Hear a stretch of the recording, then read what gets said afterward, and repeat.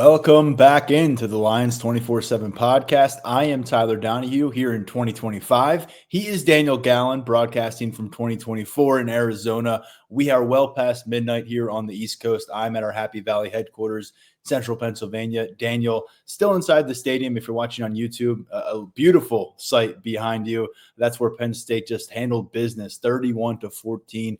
Victory over Boise State. The Nittany Lions rolling on to the semifinal round of the college football playoff.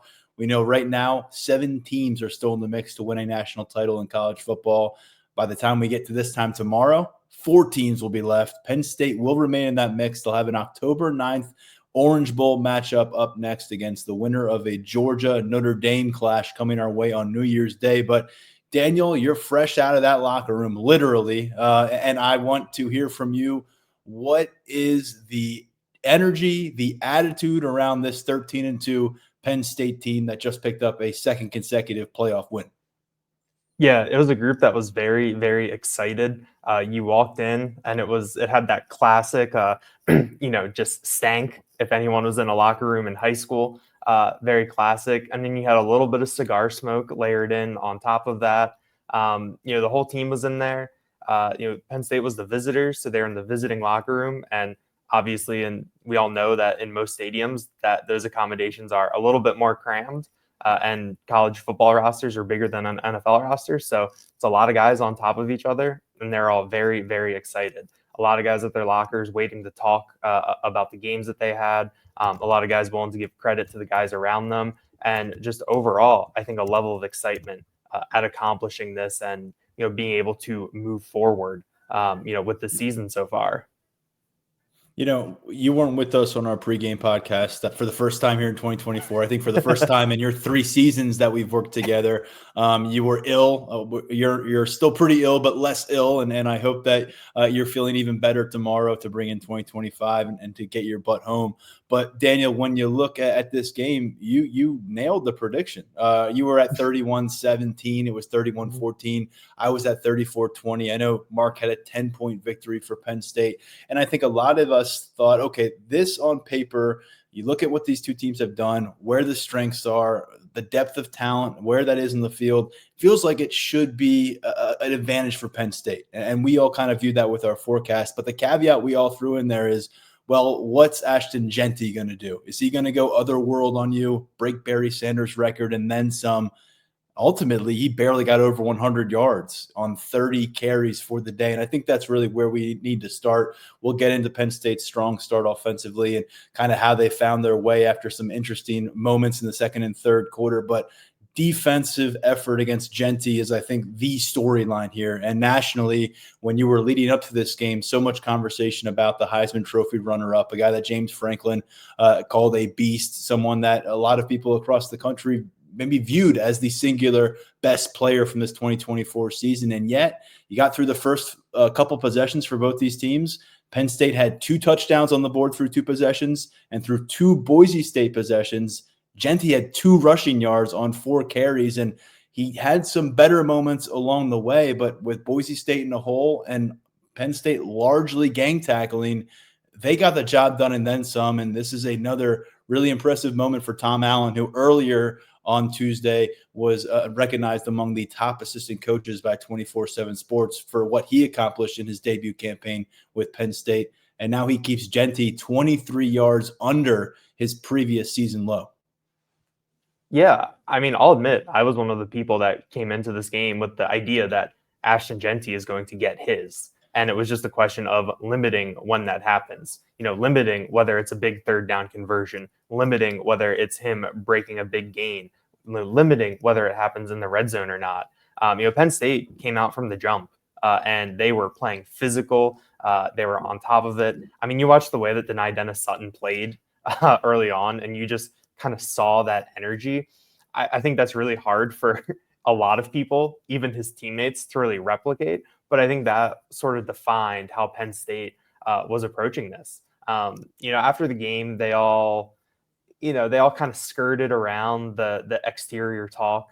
I know Mark asked Jalen Reed if he was, aware that Ashton Jeanty could break the record, and he said that they were. And then Mark asked, did you use that as motivation? And Jalen Reed, the reliable narrator that he is, said, we don't talk about that stuff too much, but, and, he said that they knew, and he said that they, didn't want it to happen against Penn State.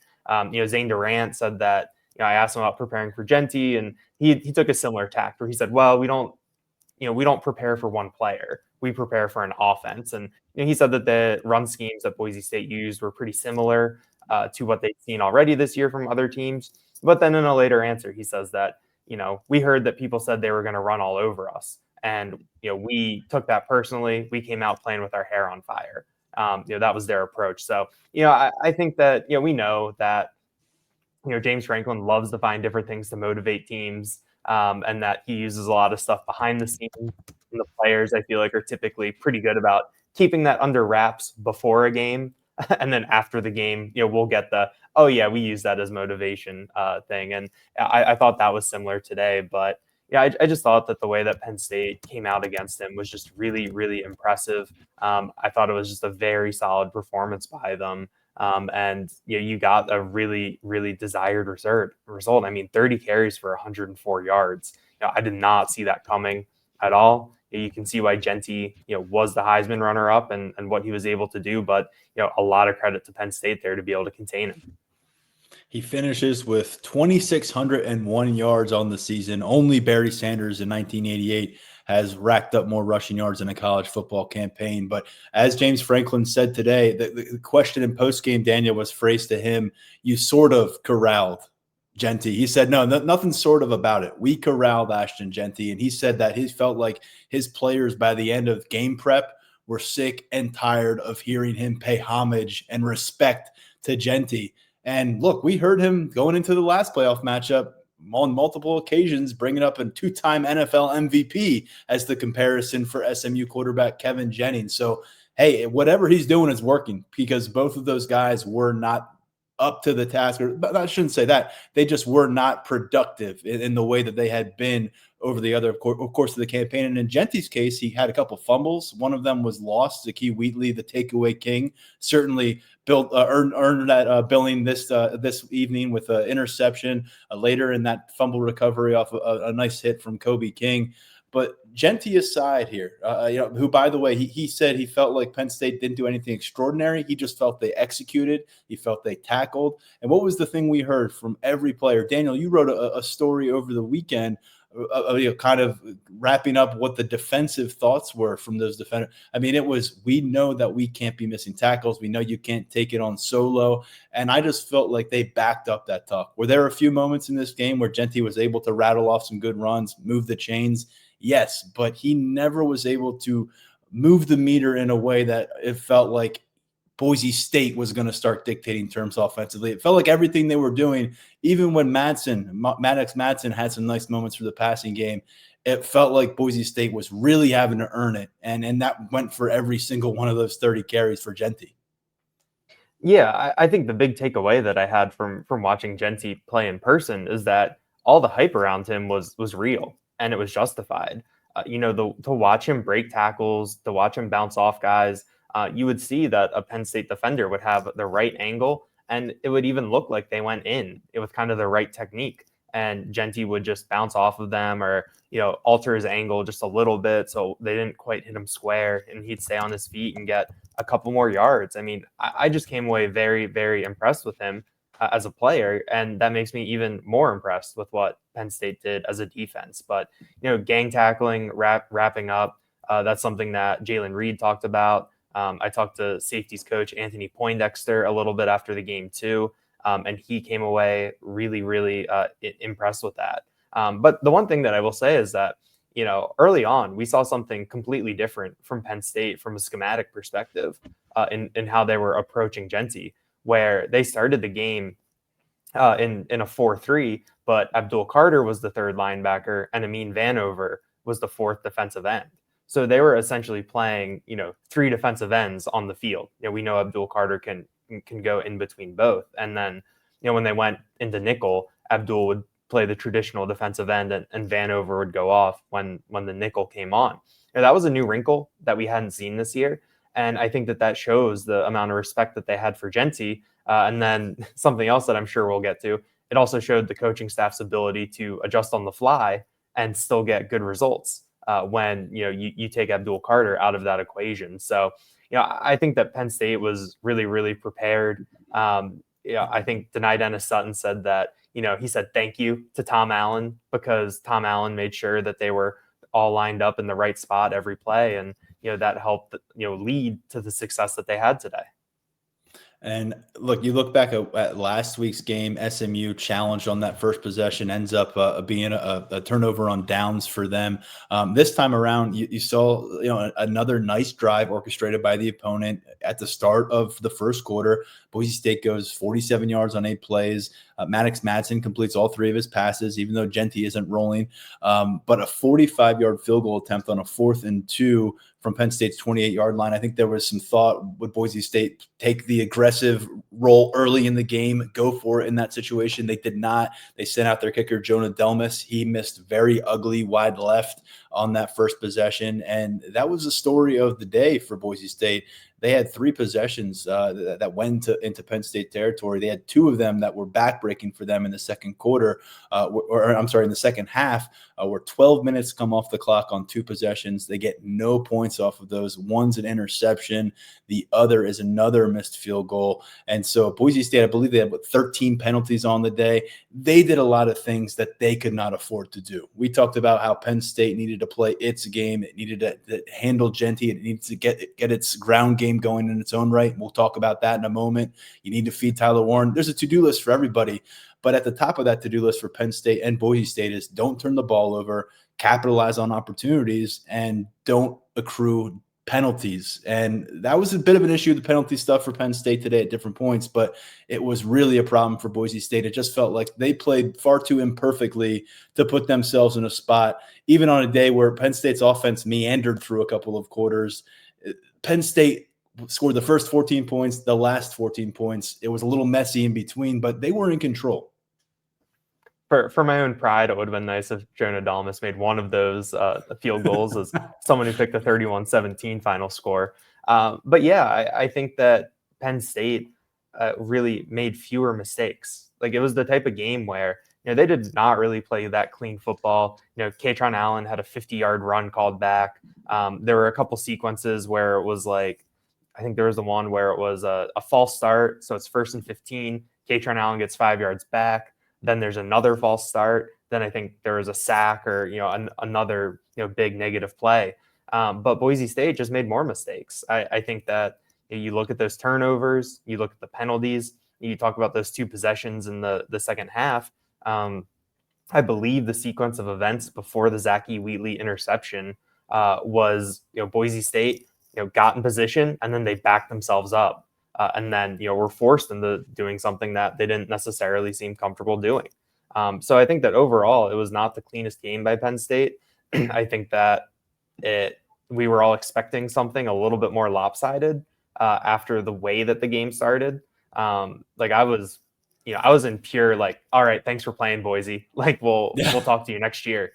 When Penn State goes up 14-0, but Boise State was able to take advantage of the Penn State mistakes. But then in the second half, Penn State was able to take advantage of those Boise State mistakes. And that, I think, really, really was the difference. So, not really a clean game by any means, but a lot of things about mistakes. It's, when you make them, where you make them, and what happens right after, how you respond to them. And I think that Penn State did a good job of managing that tonight. Not only was Penn State up 14-0 after 2 possessions, but they got the ball back off the Genty fumble and the Zachy Wheatley recovery at midfield. And you're right, it felt like the avalanche was really starting to go downhill. It was a crowd that, as far as I gathered and as far as I saw what was reporting, it was heavier on the Boise State side. So you're thinking, wow, you're going to take that out of that element out of this game early on with that lead. And then you had the fumble on the Drew Aller, Nick Singleton mesh point. And all of a sudden, there's a little bit of life there for Boise State. And from that point forward, we saw 3 consecutive punts for Penn State. They did get a field goal to close out the first half, which proved pretty important, I think, to get them up by 10 at the half. They didn't do much with the ball coming out of the second half, which would have been a really nice double dip for them. But they got up by 10 points. And Daniel, when you view that first half, two strong drives to open things up for Penn State. And from the start, it was pretty clear that Katron Allen still had whatever magic he has found here in the postseason. It was down there in Arizona as well.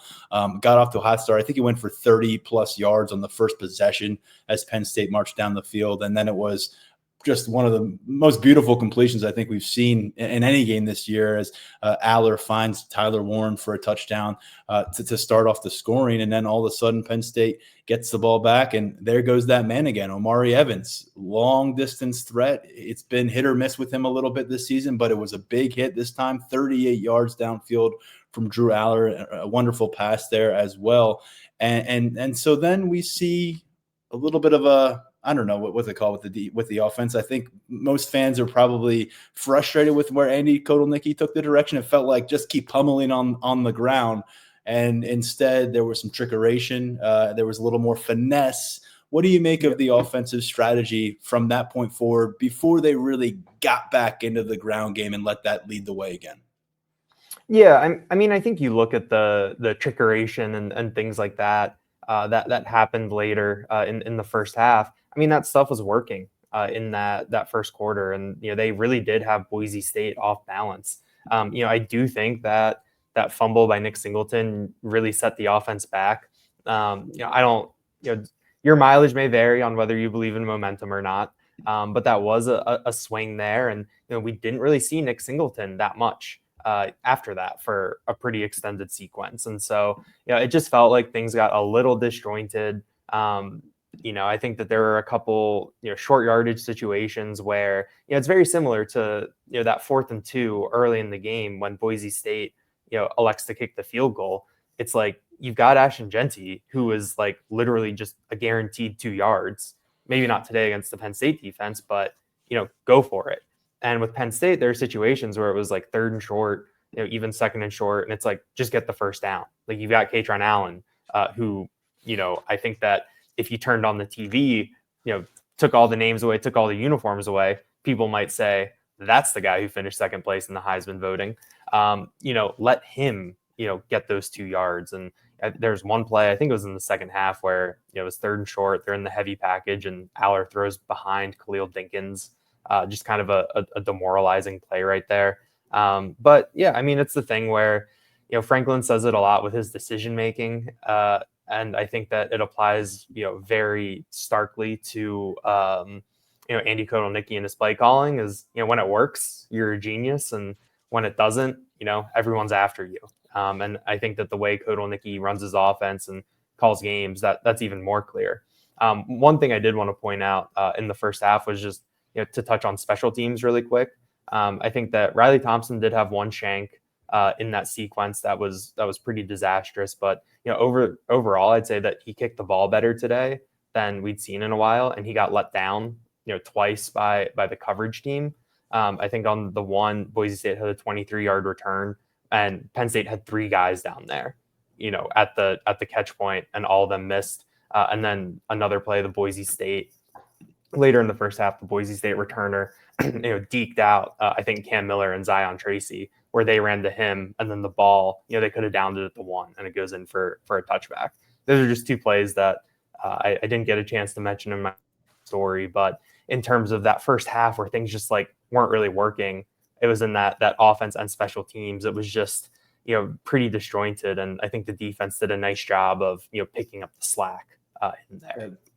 Boise State fullback Tyler Crow scored their first touchdown, and that came off of that 19-yard punt return that you mentioned from Cooper Jones. That made it a 14-7 game, and Penn State has the ball and maybe an opportunity to do some things with it later in that quarter. They do end up with a field goal on a late possession, but on the preceding one for them, where it felt like they could chew up some clock, reassert themselves a little bit. They had a 50-yard run for Katron Allen called back on a Sal Wormley penalty, and then an 11-yard run for Nick Singleton called back on the veteran guard as well. So it was 17-7 at halftime. Penn State goes 3-and-out on their first possession of the second half, which it felt like, wow, if they can come out, deliver a touchdown drive, make it 24-7, then you can probably turn the lights off on Boise State. But it didn't happen that way, and instead Boise State takes their first possession for a touchdown. And this was a pretty embarrassing moment. There weren't many of them for the Penn State defense on Tuesday night. But Maddox Matson faked to his left, rolled to his right, and Matt Lauder, his tight end, was about as open as you can be. Goes 53 yards for a touchdown. It's about 11 minutes left in the third quarter at that point. 17-14 Penn State. You can forget about that avalanche at that stage.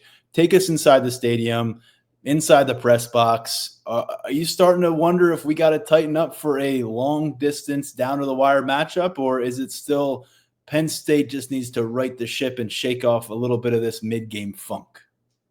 Yeah, to me, it felt almost like it was a 0-0 game again, because like you said, the avalanche never came.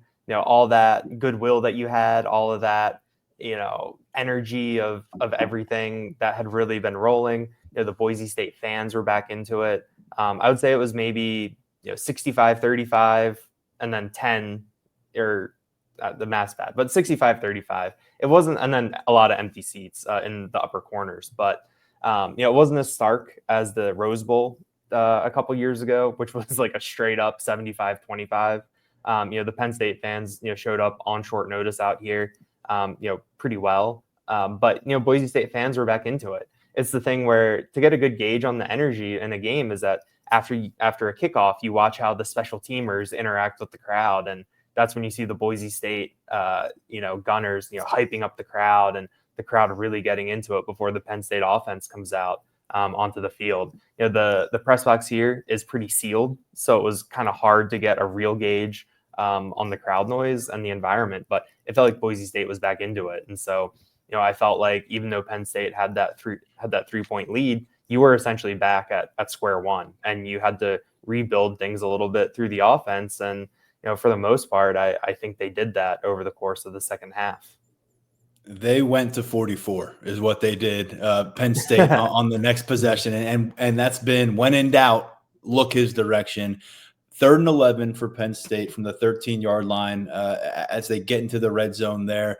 Drew Aller works around, navigates the field a little bit, throws it to Tyler Warren, who has some tight coverage on him. But similar to what we saw in the end zone against USC, it felt like he kind of works through the defender, goes up top, pulls the ball down. It's one of those scintillating plays that I'm sure NFL head coaches and scouts are going to be looking up and down through the next few months as they try to figure out where he lands on that draft board.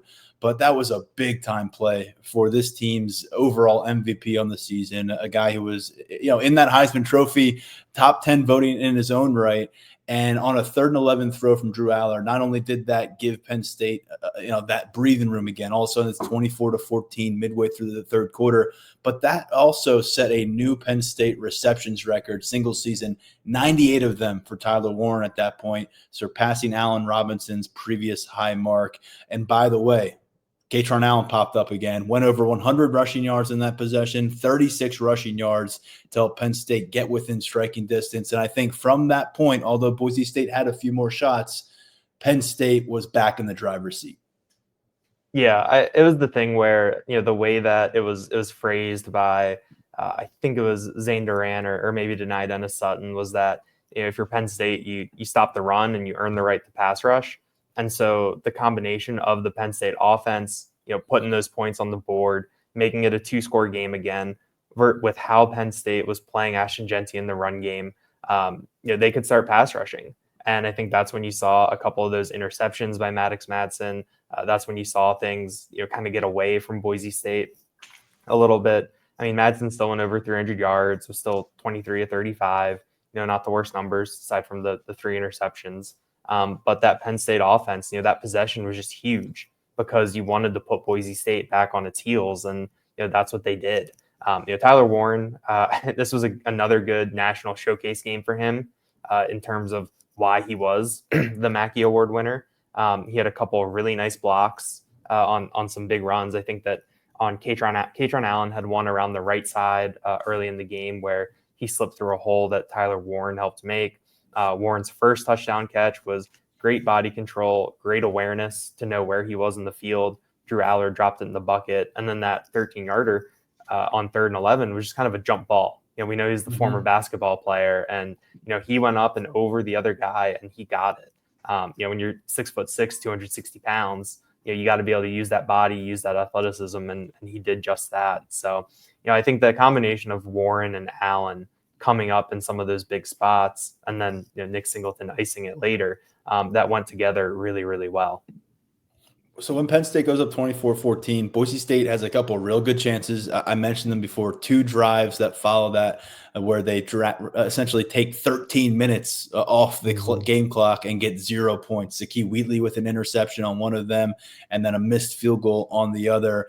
And then ultimately the dam breaks again. Boise State's defense lets up a 58-yard touchdown run to Nick Singleton. And before Singleton took off for that sprint, you actually had Kaytron Allen rushing twice for 19 yards to really get that drive going. And it was that thunder and lightning forecast that James Franklin gave us early on in game prep for Boise State when I think he was asked by a Boise State reporter how he would describe that tandem. And he said thunder and lightning.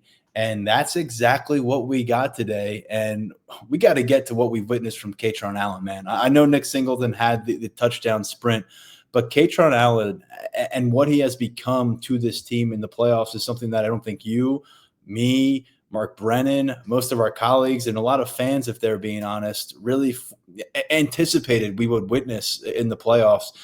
In the final 3 regular season games, I know I've brought this stat up before, but I'm going to do it again. In the final 3 regular season games, he had 64 total rushing yards. He averaged 2.5 yards per carry during that span. And in 6 of the last 8 regular season games, he was below 4 yards per carry. Not efficient football. Since then, 3 matchups in the postseason, the Big Ten championship game, 2 playoff games, 328 rushing yards, and a 7.8 average per carry. Someday we'll get an answer to why this is happening. I know there's been health tossed around, a lot of love to the offensive line, but you want to talk about a switch being flipped. I was viewing Kaytron Allen as just another piece, just another guy. And I really wasn't, you don't ever view him as a jag, which is a football term for someone who's not going to make the difference in a matchup. If I thought Nick Singleton looked like that guy for much of November as he started to get healthy again, but I just wondered if Kaytron Allen's 3rd year on campus was going to kind of just be one that underwhelmed. He's got 1,000 yards rushing, Daniel. He just did what he did in the Fiesta Bowl in front of you. This is a hell of a story.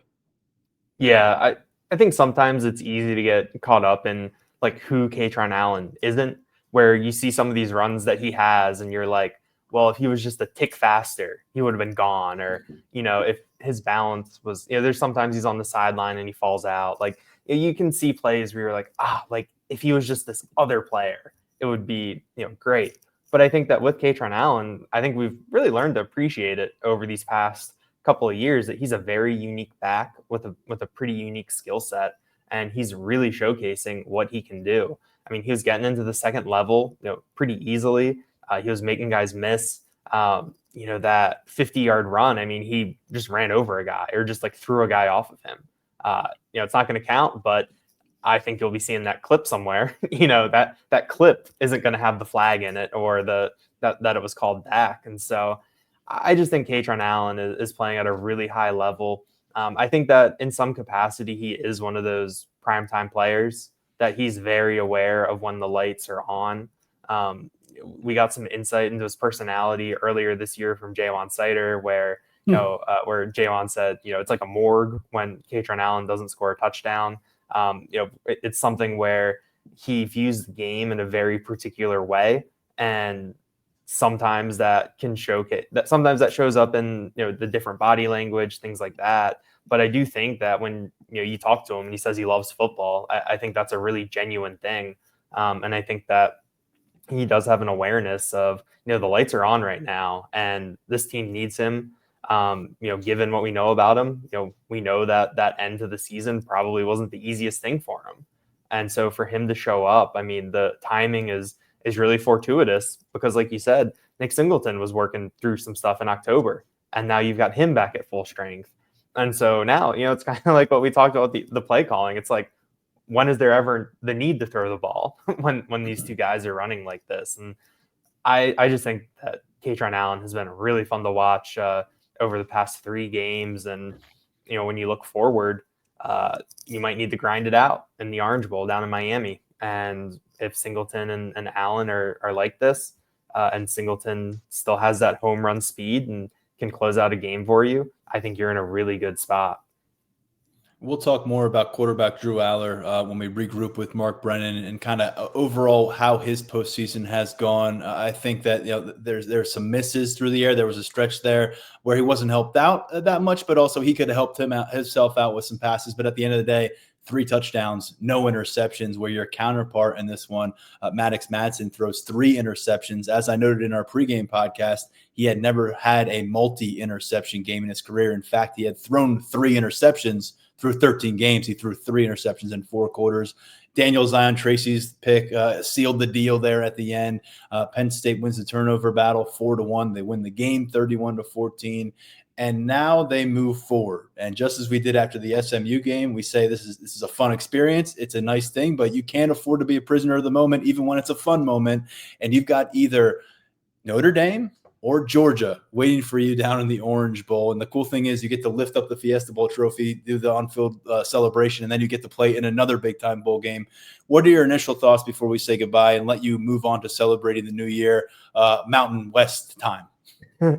Yeah, I mean, I think that it's unique. I know that Mark Brennan was polling some of the players after the game, with what you were just talking about, where you just want a bowl game. And usually the bowl game is the release. I mean, we all remember what it was like at the Rose Bowl, after that team won. We all know what the Peach Bowl was like last year after that. Like, there's usually a sense of finality that comes with this, but it's not. This is this new era of college football. We heard more of it this week, and in terms of how they were approaching the condensed timelines. I know there's things out at the Rose Bowl that have come up this week with no more Beef Bowl, no more of the teams going to Disneyland. I think that the way that this is structured, I think helps with that a little bit, where it's pretty much just like in walk through, media, and then you play the game. And so, and I think that Penn State knows it. Anthony Poindexter was joking with me that he was like, yeah, it's time to celebrate tonight. And then, we got to take care of business next week. So I think that this Penn State team is just really focused right now, really on top of the task at hand. And I think that bodes well. I booked my flight out of Phoenix tomorrow night so that hopefully I'll see the end of of Notre Dame, Georgia. I can watch it at the airport and then get on my red eye back to the East Coast. And I'm really excited to see that game and really start diving into who could be next for Penn State. Yeah, you wanted a blue blood matchup. You're going to get it now.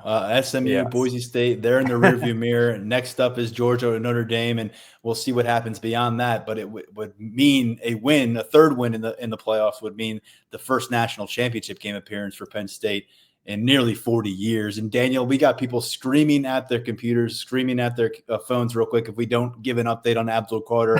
What are we hearing? I was literally just about to put that in the chat. because he exited in the second quarter, Big Ten Defensive Player of the Year. He was disruptive early in this game. To their credit, denied Dennis Sutton. Vanover really held up their end of the bargain at defensive end. Denai had a couple regrettable penalties, but he also took a penalty for the team, and he also had a really disruptive performance. I thought Vanover stepped up, but we know Abdul Carter cannot be replaced, and we know that Penn State wants him involved, and he'll want to be involved for the remainder of their journey here. So what do we need to know here as we close up shop? Yeah, so James Franklin gave, no update. They want to learn more. They need to learn more, but the sequence of how things happened was early in the second quarter. I think it was the first or second play. Boise State had a 3rd and long. It was a long extended play. Maddox Madsen rolled left and threw along the sideline. I think it was almost picked. And then after that play, Abdul Carter was slow to get up. I think he was the last member of the defensive line in that area to get off the field. He's holding his left side, and he goes in, sits on the bench for a while, and then during Penn State's next possession, he goes into the medical tent. Penn State, I believe, went 3 and out, or they punted pretty quickly. So the defense goes back onto the field without Carter. After 2 plays, he comes out of the medical tent, goes back into the game. He was wearing a compression sleeve on his left arm. He comes back out after 1 play, goes into the medical tent, comes out, spends some time on the stationary bike, moves back to the bench, came out without his helmet after halftime. And, he was still very engaged on the field. We saw him waving a towel over his head with his right hand while holding his left arm very close to him and very still. So it's definitely something to monitor as we move forward. I mean, you have to give a lot of credit to Amin Vanover for stepping up and seeing he was already in line for a bigger role today with how they were using him earlier in the game. But then after Carter went out, Vanover had to step up even more, and I think he delivered very well. Smith Vilbert was in the backfield a couple times, and then Max Granville. Max Granville came in and was in that third down package where Abdul Carter would normally be. And that's the true freshman who redshirted this year, reclassified in August or in the end of July to get to campus and be a part of this team. I got the chance to catch up with him after the game, and he was kind of, he prefaced it by saying that, it sucks that Abdul Carter is hurt, but for him personally, to be able to play in this type of game, as an 18-year-old who should be a senior down in Texas in high school, he was pretty giddy that he had the opportunity to contribute to a team winning in the Fiesta Bowl to make the semifinals. So I'll have more on that in the next couple of days. But yeah, I mean, this is definitely a situation to monitor. We'll see how close James Franklin plays this to the vest as we go forward over the next week. Spoiler alert, very close. Exactly. I don't know if Notre Dame and Georgia will be able to glean anything from those pressers when they tune in, but definitely something to monitor, definitely a subplot today. And when you consider how the defense played and how they adjusted, I think even more of a testament to the depth and talent they have over there and that coaching job by Tom Allen. All right, man. Well, you got to get some rest. You got to get feeling better because we're not done yet.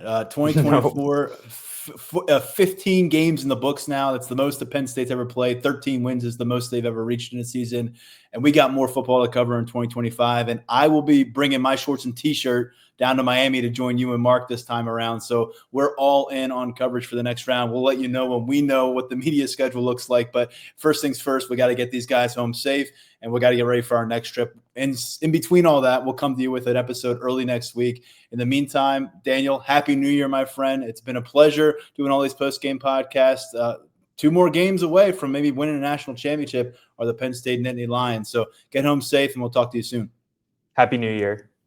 Yeah, Happy New Year to our listeners. Thanks, as always, for joining us. Check out full coverage from this matchup over at Lions247.com.